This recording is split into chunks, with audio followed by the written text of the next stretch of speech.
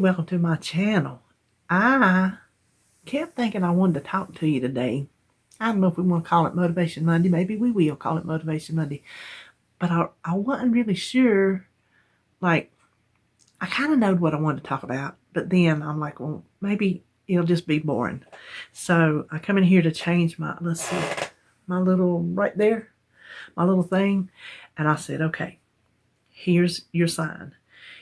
If the one you pick out relates to something weight loss, which a lot of them do, but still, some of them, it's a stretch. It's maybe personal growth, but maybe not actual weight loss.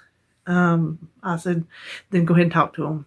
So I pulled it out. It said, never stop. And it's actually inside an infinity symbol, never stop. So I'm like, well, I guess I got to come on here and talk to y'all. I was going to tell you first, I think I told you we was getting a dumpster to haul off this patio we had, crumbled up patio we've had sitting over here. Well, we got one dumpster. He got his bobcat. Oh, had a ball. Filled up the dumpster. They picked it up. No problem. He told us how high to put it.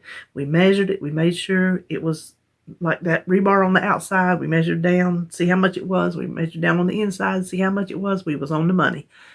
Come, picked it up. No problem. Brought us another one. Well, he filled that one up. And he filled the rest of it up. And then he got thinking, he believed he might have too much on there, because if it goes over a certain height, dude said it'd be too heavy and the truck won't pick it up. So he took some of it off with the bobcat, took 2 loads down to his mama's house. We got some land down there and some woods and all this and that, and dumped 2 loads down there and finished evening it out. And he measured, and it was still the same measurement down as the other one, even though the rebar on this one set lower. We knew from the other one. Well, I'm sitting here this morning. Oh, I was up early. I was in this room early. And our bedroom is across the hall. So when I come in here, I'll shut the door so my TV or my videos or whatever, don't bother him sleeping. I had some stuff to take to the recycle bin, because I go through paper stuff, and some stuff to put back in the middle room. And I was walking to the kitchen, and I heard a rumbling noise. I'm like, oh my gosh, is my dishwasher fixing to blow up? What is going on? Then I saw some red lights through my kitchen curtains. I'm like, well, this is about 5 o'clock. Yep, 5 o'clock. I'm like, I better investigate and see what's going on, because y'all know we've been robbed blind before. When we didn't live here, we was robbed blind. The building where we had stored all our stuff, they stole all his tools he's had his whole life. We're talking thousands and thousands and thousands and thousands of dollars, because he had big truck tools. I mean, they stole equipment. You just name it, they stole it. Anyway, so if I see some lights that I think is anywhere near my yard, I'm gonna be looking. Well, the truck was backed up to the dumpster at 5 o'clock in the morning. Okay, so I don't know if I got there, because I was back in this room and I just got there when he's idling. So I'm either got there after he tried to pick it up and it was too heavy and I missed him picking it up, or he didn't try to pick it up and I didn't miss nothing. He was just sitting there. So I went there and I told that he when I noticed he wasn't going to get it, he pulled out. And where old Uncle Eddie lived, that old driveway's still there. So he went over and backed into it for some reason. And I looked out the window and I seen him get out of the truck. And it's raining. Lord, it's raining. We got a mess in the yard. If you've ever been to a dirt track, it looks like that after a week's worth of rain. My yard is terrible. It's terrible. And the bobcat's marred up in it. He spun in it. The truck to pick it up spun in it, which is another thing. So I went there and I told David, I said, honey, I said, I hate to wake you up early. I said, but Dude couldn't pick it up, so he's probably saying it's too heavy, and he's over across the street. You might want to go over and just find out. So he walked on over there. Still don't know what the dude was doing unless he was calling his dispatcher or something. And David come back in. He'd been out in the mud, so he had me get him the Bobcat key. I said, was it too heavy? He said, yeah. He said it was too heavy. He said, take off about 2 feet. So he opened the back. He drug off about 2 feet. Dude hooked up, tried to pick it up again, said, no, it ain't going to work. Well, here's the thing. Y'all know David is a truck driver. I would put his knowledge and his skills of truck driving against anybody. And I'm not saying that because he's my husband. I'm saying that because he's always been very diligent and he knows his stuff. Growing up, his daddy owned a dump truck business. So he knows how trucks work. He knows how picking up a dump truck would work. So there's a thing. It's letters. He goes, I know that he didn't engage that when his back wheel started spinning, because when you engage that, it's a power something that gives you the power to pick up what you're picking up. He said you're supposed to be out of gear. He said, so the fact that he was in gear tells me he didn't have that engaged, which is where your power comes from to pick up the dumpster. So he comes in here. Now, there's nothing we can prove. Absolutely nothing we can prove. It is pure speculation. But he comes in here and he starts looking up. Now, this is a man who researches everything before he buys it, except a dumpster rental. Me and him were talking. Who thinks you have to research a dumpster rental company? They bring you a dumpster, you fill it up, they come pick it up. What's the research? Well, he got on there and started researching. Oh my gosh. He said, no wonder they're so cheap. He said, I was trying to save us some money because we knew we'd have at least 2, maybe 3, which is working out to be 3 now. They got all 1s and 2s. They have complaints out the wazoo with the Better Business Bureau. The BBB sent them a letter that told them to stop overcharging people for these overweights. What they're doing is they're going to pick up dumpsters and say, nope, it's overweight, can't get it. We'll come back when you get some of it off. And then they're charging a couple $100 to come back. And that's what they're getting busted for. They're doing it to everybody. And David's like, oh my gosh. He said, I know that's what they've done. I know that's what they've done. I'm like, well, lesson learned. We won't do anything unless we research it. But still, a dumpster company? So he called the he had to go out there and he took, I told him, I said, if we got he took off that 2 feet, we got to get a dumpster for it anyway. I said, so instead of trying to keep, and the dude told him to take the 2 feet off. I think he could have told him to take more off because he could look at that and tell. Listen. Me and David, I always accuse him of thinking everybody's out to get him, but I believe it this time. I said, take off more than you think you need, because if we got to get a dumpster anyway, what's the difference? What we're gonna take off ain't gonna be nowhere near to fill up a dumpster. So he drug off a bunch. Out there in the rain, in the dark. Well, it started getting daylight, but he's still in the rain, in the mud hole that is our backyard. He called the dude on the phone. He said, we have to get another, because it's supposed to be raining. He wants it to dry up before we, he can fix the yard. He's going to rig up some kind of harrow thing, pull it on the back of the lawnmower. He's going to do whatever he does. He's going to harrow it. And so he told the dude, he goes, well, he said, if it don't pick it up this time, there's something wrong with your truck.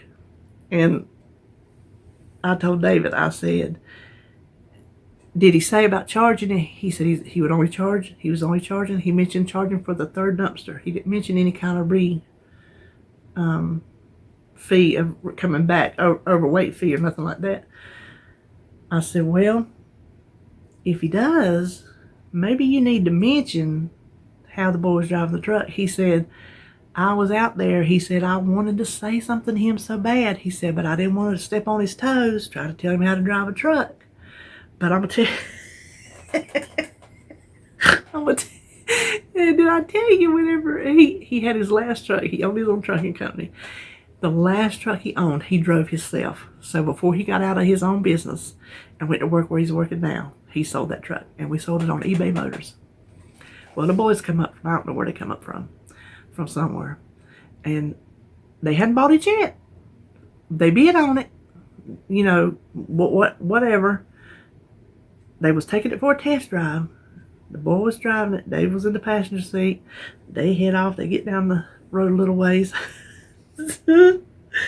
David told him, he said, pull this truck over and get out. he said, you ain't bought it yet. he told me, he said, honey, he was going to rip the transmission out. And they hadn't bought it yet. That'd have been us. That'd have been on us. So he wouldn't let the boy drive it. He made him get out, and David drove it back home.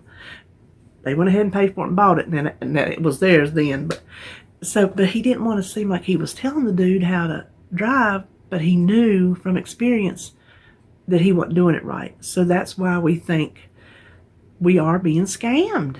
We're being scammed, and it wasn't overweight. So they're supposed to bring another Bobcat. They're supposed to get this one today. Now here's the thing. It's sitting out there in a pile of mud. And I went off because when it rains, I like to gallivant. I like to gallivant in the rain. Listen, I was going to sit out on the porch and talk to you, but it is raining and dripping so hard you couldn't hear me because I did a little test. And I come back and it's after lunch. It's 1:30. They still haven't picked up that Bobcat.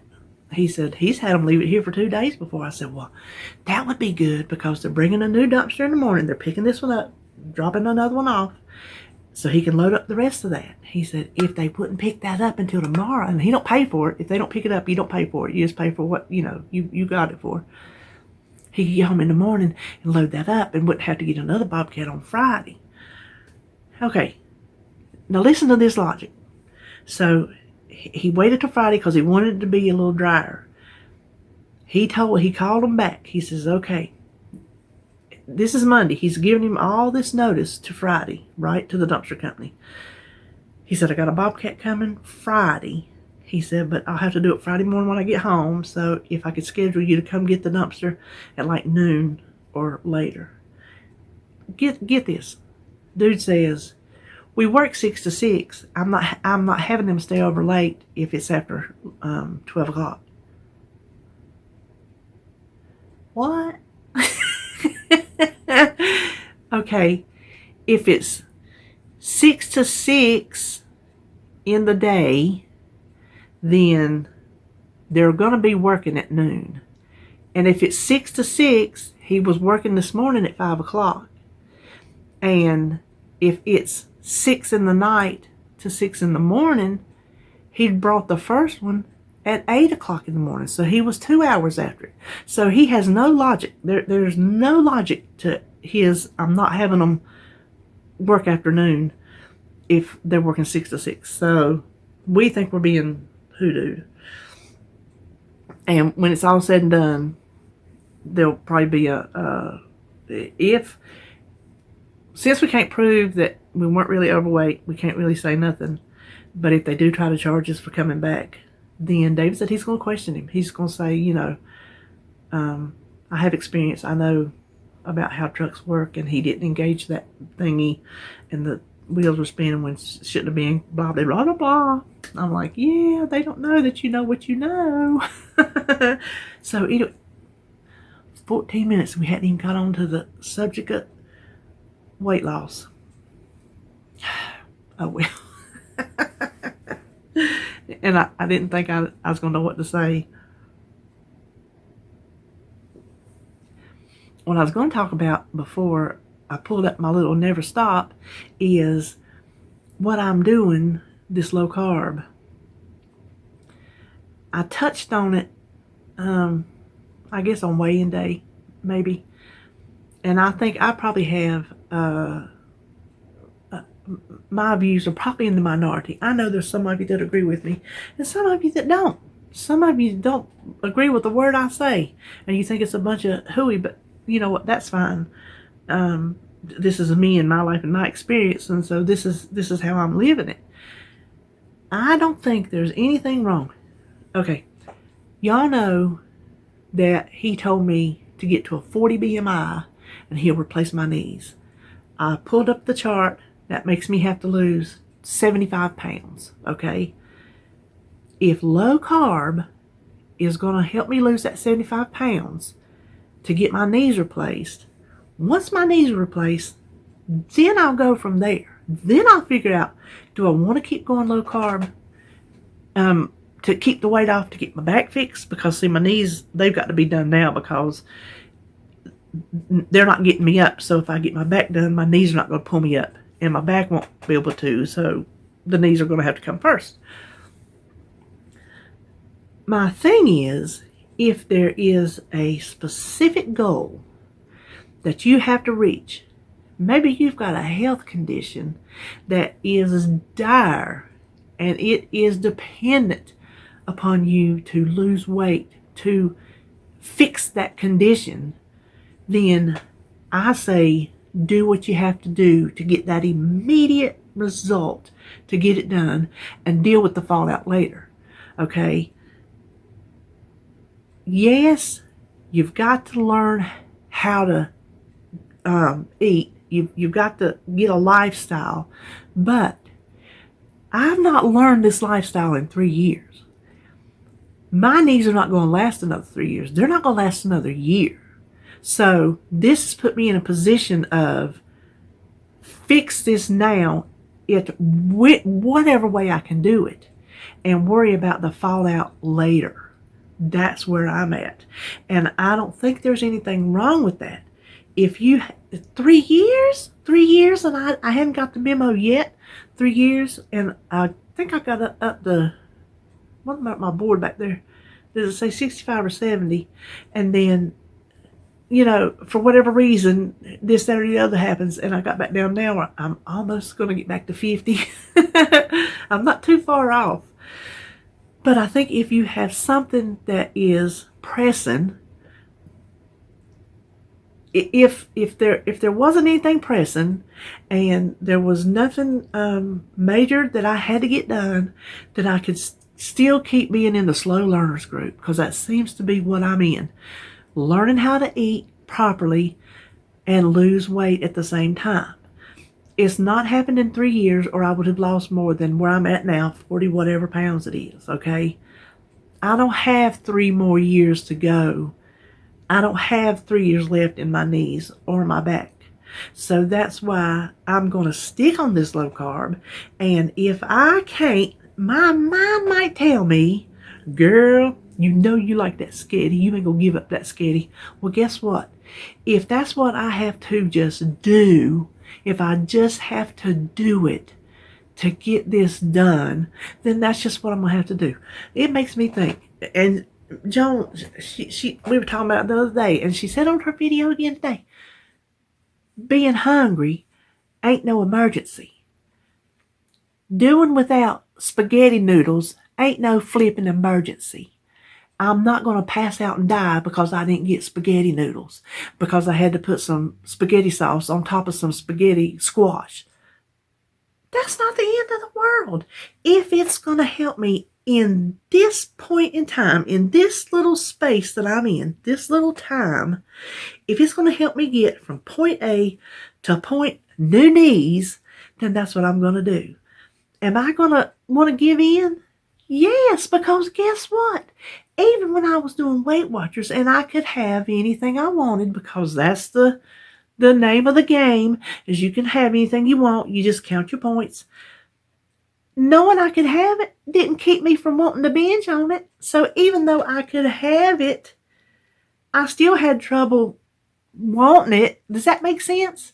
So knowing now that I can't have it, it is not in the low carb regimen. I guess you could say I can have anything I want because I'm a grown woman and I can do what I want to do. So it's not that. In the low carb, I don't have the white breads and the biscuits and the taters and the pastas and the sugar and all that. So even when I could have it, it didn't keep me from overeating it if I wanted to. So the fact that I can't have it now ain't gonna make me want it no worse, because I wanted it back then. That's That is a eating problem.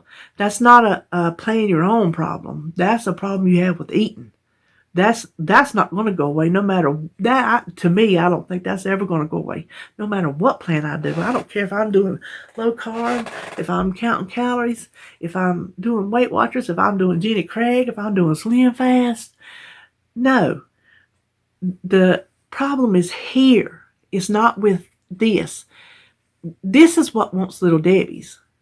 And then once my mouth gets it, my mouth just wants to keep tasting it. But my mind is the one that tells me, oh my gosh, you need them little Debbie's. No, you don't. It is not the end of the world if you don't get a little Debbie cake. I ain't had one in, oh my gosh. Oh, let's have a moment of silence for little Debbie.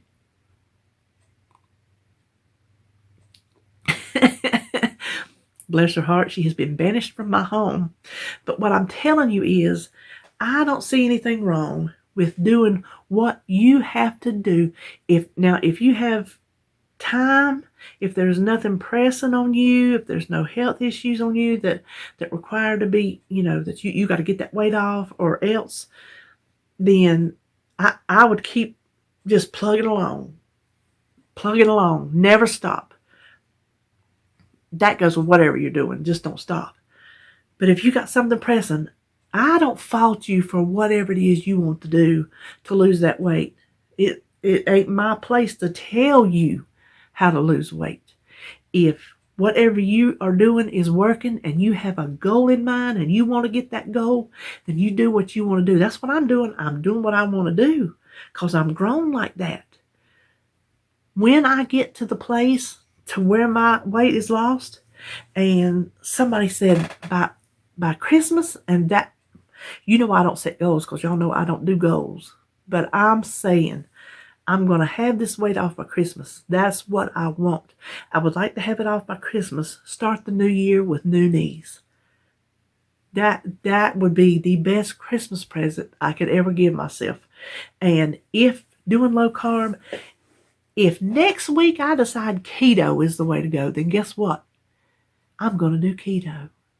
Whatever works, whatever drops this weight off of me, which I probably will go keto because it is stricter than I am able to do. No, it won't kill me, but I know my limits. And you know your limits. So whatever they are, that's what you do. And you won't find no fault in this channel. This channel won't fault you for taking it slow or taking it fast. No, it will not. What the thing says, though, is never stop. So whatever you're doing, just don't stop it. For 3 years, I have not completely stopped. I've stopped and started, stopped and started, stopped and started. But I hadn't stopped. You see what I'm saying? There's a difference in taking a break, backing up, regrouping, than to just giving up. And I have not given up. Wanted to. I won't lie. Wanted to throw my hands up many times. But sometimes you can step back, take a break, and you come back, kind of rejuvenated. But I think that's what I was wanting to talk about. Whatever you're doing, just don't stop it. And don't let nobody tell you that it's... What's my sign up there say? What's that say? Don't do... Let me look. Don't do what's wrong for you because it's right for somebody else. I was talking to y'all one day, and I come up and said that out loud. I'm like, oh, I think I like that. So I put it on the sign. There you go. Never stop, and don't do whatever. Don't do it if it's right for somebody else. If it's wrong for you, don't do it. You do whatever you have to do. That's what I'm doing. That is what I'm doing. And if it's not understood by some people, I don't know what to say. I appreciate the ones of you that do understand. But if you don't, I don't really know what to tell you other than it's what I'm doing. Because I told you I'm grown like that. So I think that's all I'm going to talk today. Listen, who knows if that made a lick of sense. But I think I'll edit this video and just sit back here in my craft room, and maybe the rain will come back and I'll hear it beating on the roof or something. I don't know. What I bought today I ain't gonna do no haul, but I bought some cookbooks and magazines and some Taste of Home books I didn't have. They had some I didn't have. And some magazines. I went to Wanda's. And some real pretty, thick trams of pretty stuff. And then at the Dollar Tree, I got some organization things that are out now for Christmas. You need to go. There's like these plastic bins that the lid flips up, and these other, I can't describe them. They're listen, I'm so colorful and organized over here, it ain't even funny, because I went and got some yesterday and I used them all up, and I said, well, I better get some to have on hand for future organizing projects before they get gone, because when they're gone, they're gone. So anyway, that's where I went today. All right, well, I've bent your ear long enough, and love you, and I'll see you on my next video.